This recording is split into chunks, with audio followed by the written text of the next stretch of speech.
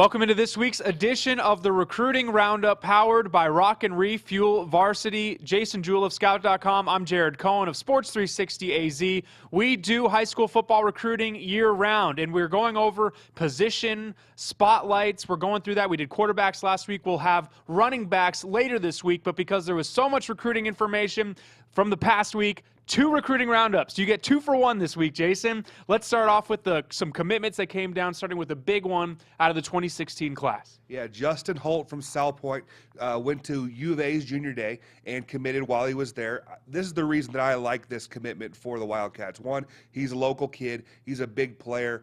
He's got good film. His dad played there. He's a legacy kid, so I don't think you can go wrong getting a player like Holt. He's a 3-star prospect by Scout.com. U of A was his only offer. It would not have been his only offer if he would have played out his recruitment longer, but Holt committed to the Wildcats, going to follow in his dad's footsteps. It's very interesting. They have landed now 2 consecutive years D tackles very early. That's been an area they've needed to address.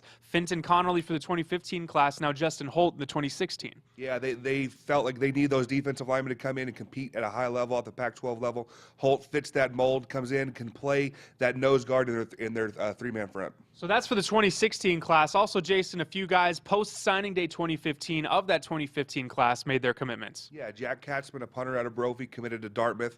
Zane Serrano, a linebacker from Chandler, committed to Olivet Nazarene. And Jet Robertson, a good running back out of Ironwood High School in Glendale, he signed with Hastings College in Nebraska. So now let's get into some of the offers. And there were first big-time offers for a lot of players from around the state. 2 guys out at North Canyon. Now, we know North Canyon didn't have a win last season. Doesn't mean they don't have talent on their squad. And 2 of their top players received Pac-12 level offers, starting with O-tackle that you've been high on since he was a freshman, Austin Jackson. Yeah, I love Austin Jackson. I saw him when he was a freshman. He was playing right tackle on the varsity level. I saw him playing against Valley Vista. Absolutely loved him then. He's 6'5", weighs 260 pounds. Got 2 offers last week. First one comes from Arizona State, and then Washington State turned around and offered him as well. I just love his upside. I've gone and pushed for him. I think he's going to be a 4-star level prospect, a national level recruit. Plays basketball, and he's only going to be a junior. And then John Aquale, a very talented, skilled player, can do just about anything on the field, had 12 touchdowns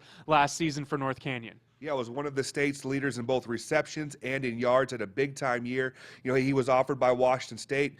They offered him just before they offered Austin Jackson, but I think the Cougars are going to come down. They just hired Joel Filani.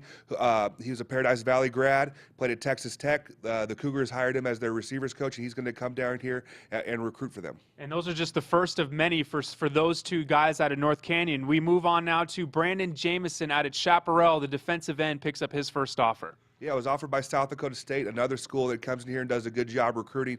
Jameson was the section's defensive player of the year last year, had 14 sacks. He's a guy that's about 6'2.5", weighs 225 pounds, and knows how to get to the quarterback. Very impressive right now. He's running actually the hurdles right now for Chaparral's track team. You don't see very many big men doing that. Then sticking in at Chaparral, Kurt Sugar, their very talented safety, got his first offer. Comes from a Division II program, comes from Carson Newman.